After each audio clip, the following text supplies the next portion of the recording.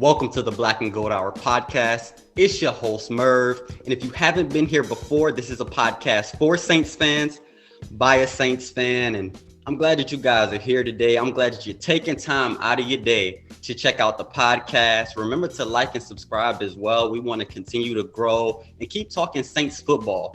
But for this episode, we want to talk about the New Orleans Saints, man. They lost against the Eagles 24-21. And they have a game against the defending Super Bowl champions, Kansas City Chiefs, on Sunday. Now, we have a lot of things to talk about. Let's go back to last game. And I brought my boy Brian back to kind of go over everything that we saw on Sunday and what we can expect to see this Sunday as the Saints play the Chiefs. But Brian, man, how you doing today? Good, G. Good. That's good. It's been a long week. It's the holidays. A lot of people shopping and everything, but I'm glad that he came back. But let's kind of get into this episode because last Sunday was, I guess, an unexpected loss for some, as the New Orleans Saints lost to the Eagles by 3 points. Taysom Hill had some issues as far as inconsistencies, as far as taking sacks. And once again, he's fumbled in a game. And that fumble could have cost us the game. He's missing wide open receivers. And I kind of wanted to get your perspective just on Taysom Hill and the QB situation as far as the New Orleans Saints. Well, I still feel the same way I felt last week.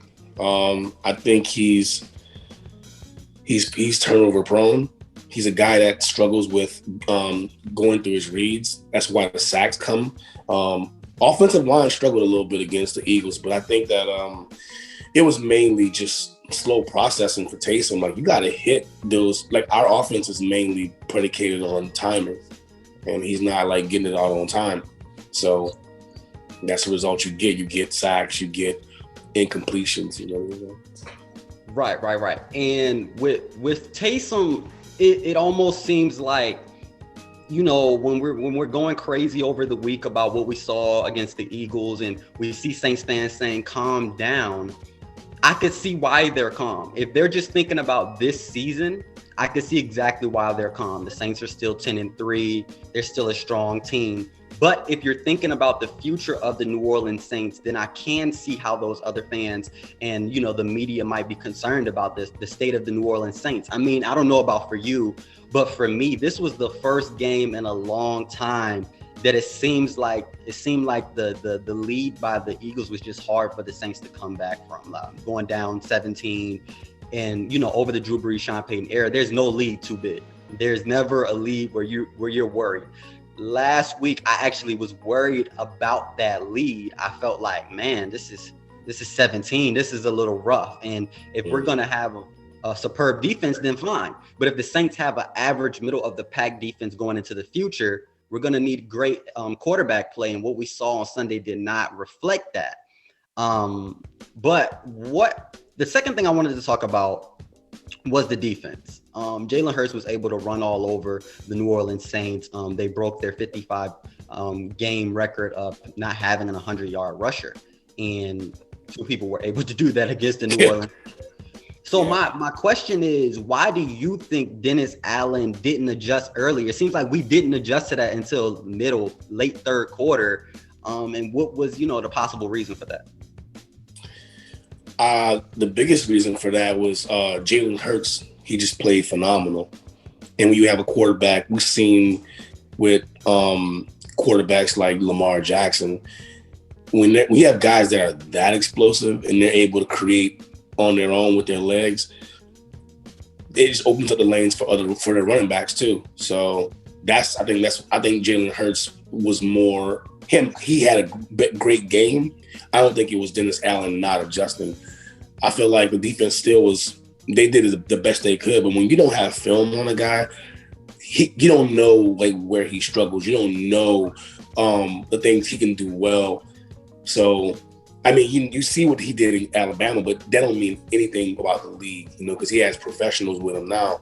And he was able to do I was sitting back sometimes like, damn, like, how do you stop that? Like, we got contained. He broke contained. He outran the angle.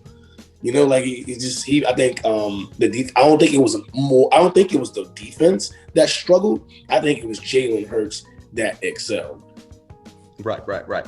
And it goes back to what we were saying last episode about kind of the history of the Saints, you know, especially in the Sean Payton, Drew Brees era, when it comes to those quarterbacks that we don't have film on, the early RG3, the early Cam Newtons, and Jalen Hurts, you add him to the list because he balled out, and he's a baller in itself. But I mean, I do think the New Orleans Saints, we did have questions about the defense earlier this season, and they became the number one defense, and Eagles were able to make some plays, but I do think they adjusted well, and I'm still pretty confident in the defense. And if we do have to face a Patrick Mahomes like we do on Sunday and a Kyler Murray in the NFC, I do think we have the speed at linebacker, Quan and DeMario Davis, to put a spy on those type of quarterbacks. And we have the secondary that when they're playing well, we are unstoppable. And the defensive line, you already know what they can do. But you know, we have a game against the Chiefs, and this is a big game. Before the season started, this is the game everybody was talking about. This was the one we circled. This is a game where we see how good we really are. The Saints have been good the last 3 seasons, but this is the game where we see how good the 2020 New Orleans Saints are. Patrick Mahomes, Travis Kelce, Tyreek Hill. They have so many weapons. Their coach, Andy Reid. So this is the game. There won't be many fans in the stadium. There will be fans, but my question to you is, and right off the bat, I just want to ask you, we saw Drew Brees practicing on today and he looked good. What would you do? What do you think? Would you have Drew Brees in there? Would you, if he's playing good, if he's practicing good on Thursday and he looks good Friday and Saturday, are you putting him in, or are you putting Taysom in? Are you bringing Jameis in? What would you do if you were coach? Putting them in. Simple as that. Like, I feel like Taysom is best used as that gadget player when he can play every position. I think the team as a whole benefits from him, like, because he plays special teams. He blocks punts. Like, he's that sprinkle in, change of pace, like spark provider. As a full-time quarterback, I'm not sold, man. I really think that teams kind of see what he can do, and they're figuring him out. That's kind of why he's starting to struggle a little bit. I want to see 9 behind center as soon as he can. If he can go, I want him to go. If he can't go, I think we need to go with Jameis and let Jameis play and sprinkle in Taysom. Right, and it's crazy that you say that, because I told you, and I've been a big Taysom advocate for about the entire season, and since he's been on the team. I like his energy. I like everything that he does on the field. But against the Kansas City Chiefs, with the things that they can do on offense and the way that they can score points fast, I am not sure if this is a game where Taysom Hill his skills fit the game. I think it's a Jameis kind of game, and I'm sure that Taysom probably is still going to get the start. Like I said, he has Sean Payton's confidence, and it's great that he has the confidence, but I don't think this is a game where we'll see Taysom Hill's skills really benefit, especially if the Kansas City Chiefs get on the board early and they get to rolling. And our secondary really hasn't been tested. They were able to stop the Atlanta Falcons with Julio and Calvin Ridley, but that is a division rival, and we kind of know what they're bringing to the table. But this game is different. This is an AFC team that we haven't played since, you know, they've been the defending Super Bowl champions, and I think Jameis, you know, we know Jameis can put up points. We know he can put up the yards. You know, he can get us down the field. And one thing that I can say about Jameis is he's not going to hesitate to throw the ball. Now, it might be a couple passes that don't go the way we want, but there will be passes. He will make sure that the wide open player gets the passes. I think he would benefit from this game. So honestly, in my opinion, if you can't go with Drew Brees, I would give Jameis the start this week. I mean, why not? I mean, my point is kind of like what I said last episode when we spoke, is I wouldn't rush Brees back unless he's 100%. If he's not 100%, I would just give Jameis the chance, give him the chance, and hopefully he limits the turnovers. But our original reason for not having Jameis on the field was because he had turnovers. But Taysom has a fumbling issue, and those things can be fixed in the offseason, but it did contribute to a loss against the Eagles, and I'm a little bit concerned. But I guess Taysom or Jameis, Drew Brees don't have anything to do with stopping the Kansas City Chiefs offense. So what do you think we need to do defensively to, like limit what they can do and all the different pieces that they have? Get to Mahomes. Simple. This is a real big test for the D-line. I mean, if you want to be called that premier pass rush, you want to be called the number one defense, you want to strike terror in people, you have to do it at one. You got to do it at home. We're at home. And you got to get to him. Tyreek Hill, you're not covering the guy, man. Like, he's too fast. You can't stop him at the line of scrimmage. He's quick. And when Mahomes can scramble and have time to just let him get downfield, that's tough. That's a tough cover for any team. We've seen it all year long. We've seen it since they've been together. And that's why when you ask around, most people believe that that's the team to beat. That's the Super Bowl team. Like, and this is a big measuring stick. So, I mean, if you have Super Bowl aspirations, you're playing the team. That's the champs. So in order to beat the champs, you got to hit them in the mouth. And I feel like you beat any great quarterback, and Mahomes is a great quarterback. I think you beat any great quarterback by applying maximum pressure, getting him to the ground, forcing him to throw the ball when he's not ready. Correct. And I don't usually, I'm a big advocate for the D-line sets the tone for the secondary.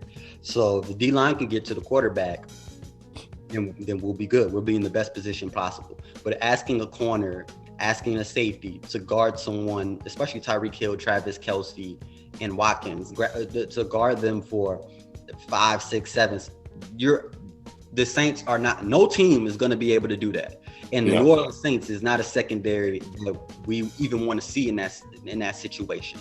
Now the D-line has to bring it. Cam Jordan. Everybody has to be at their peak for us to be able to contain Mahomes. We have to fill those lanes, and we have to be very fundamental so that he doesn't take off of 15 yards of having open green grass in front of him. And I think this is a game where we can really see where the team is, even in a win and a loss. And that's what I think is important, because we are assuming that Drew Brees most likely, he looked good today, but he most likely won't play. So I think we could still, set a good measuring stick for ourselves in this game if we're able to create pressure on Mahomes, if we're able to put points on the board. We have the pieces on offense. It's just about the defensive line stepping up. And I think that's the strongest unit. We have the linebackers and, just a couple of good plays in our secondary, and we can limit the team. Now, before I get into predictions, I kind of wanted to, just ask you, you saw Taysom last week. We know what Jameis can do.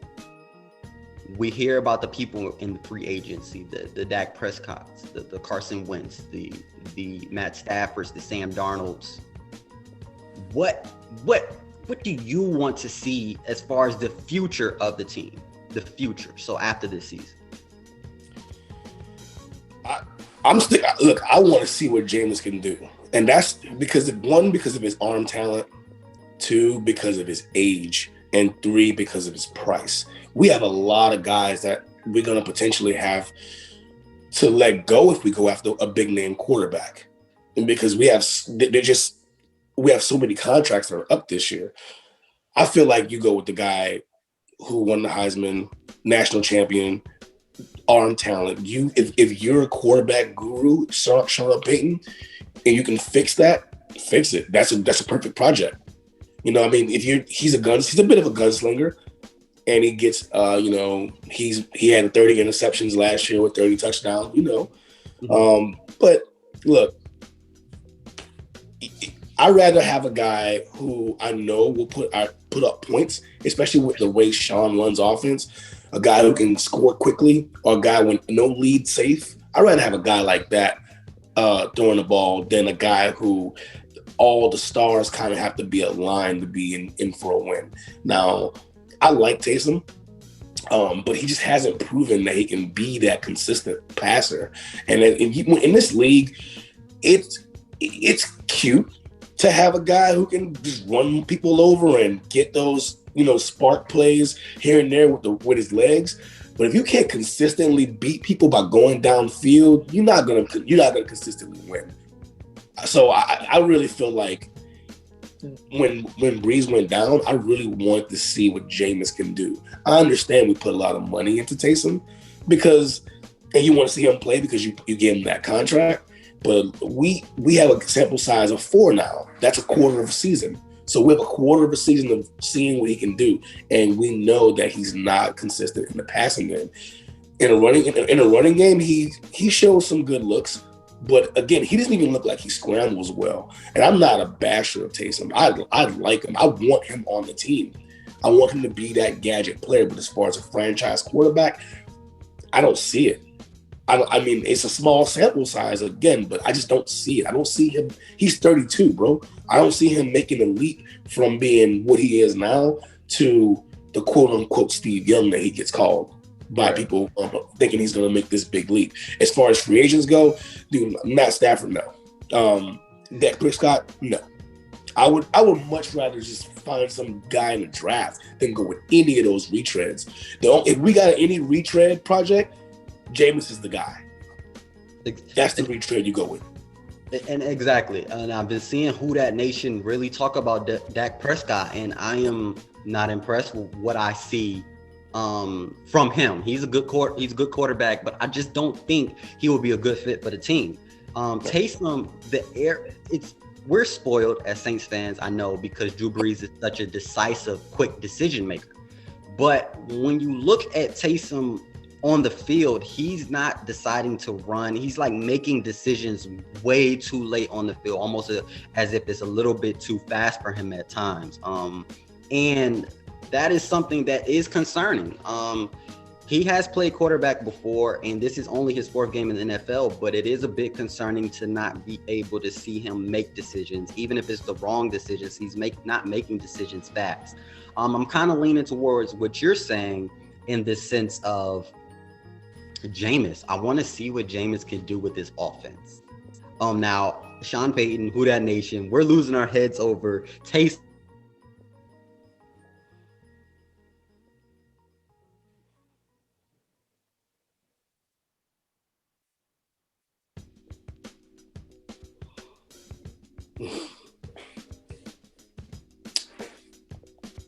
Chance. Why not give him a chance in the offseason?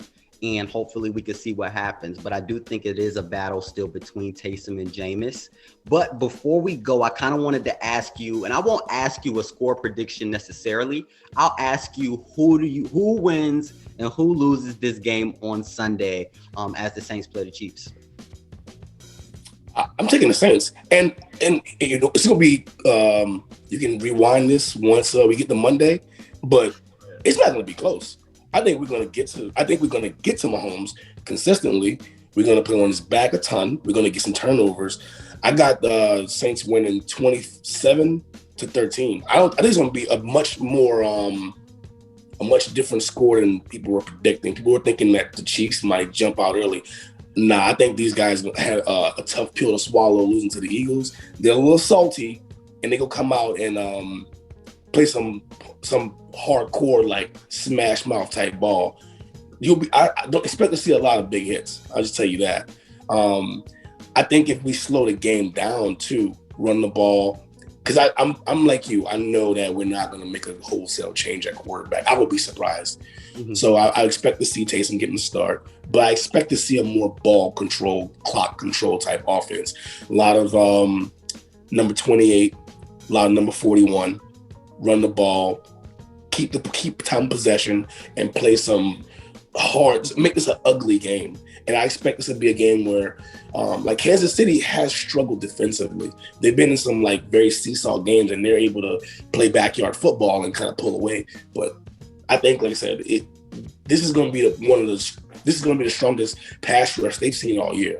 And if we can consistently get to them, knock them down, hit them, sack them, take the ball away, force him into make him make quick, erratic decisions. I think this game can get out of hand, man. I don't want to go crazy and say I see a 40 burger, but I do see it. I see it, bro. I see this score getting out of hand. My prediction was 27-13, but it can get ugly. Right. And if you're a Saints fan, this is the games that they rise up for. I know we say that Marshawn Lattimore plays down to his competition sometimes, but I think might be the whole team. So they're definitely going to rise to the occasion this week. And I think the player that I'm, keying on the whole game and who might determine the game is Marcus Williams. He's a safety. And if he can, play well, play his fundamentals, make sure nobody gets behind him, then we'll be all right. I think Marcus Williams sets the tone for a lot of our games. If he can create havoc, if he can limit any big plays, if he can make a big play himself with an interception, I do think we'll get the win. I do think they'll score early. I think the Saints do struggle with the scripted plays. So I do think it'll be, the Chiefs will have the lead early in the game. But I do think the Saints will bring it home with the close game, 28-24. I do think the Saints are just the last ones to score, and it kind of remind us of that Saints-Steelers game from 2 years ago. That was one of my favorite. This was actually one of my favorite Saints games of all time. So I do think that'll be kind of reminiscent on Sunday.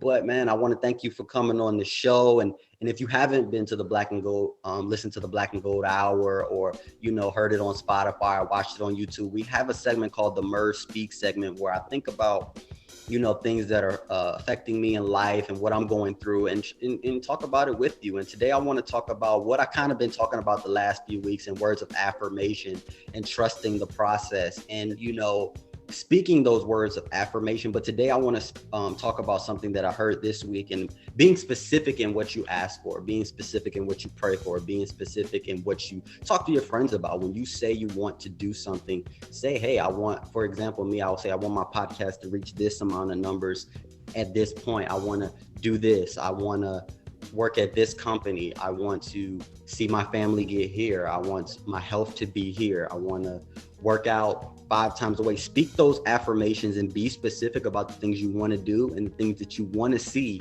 and write it down as well. And you'll get to where you want to be. I promise, if you write it down, keep speaking those positive thoughts into the air and be specific, you'll get where you want to be. But that's the Merv Speak segment for the day. I want to thank my man Brian for coming on today, man. I really appreciate it, man. No problem. Thank you, man. But man, that's it for today's episode. After the game, the Black and Gold Hour will be back to review everything that we saw. But thank you guys for listening. Everyone, enjoy your holidays. Stay safe. Peace.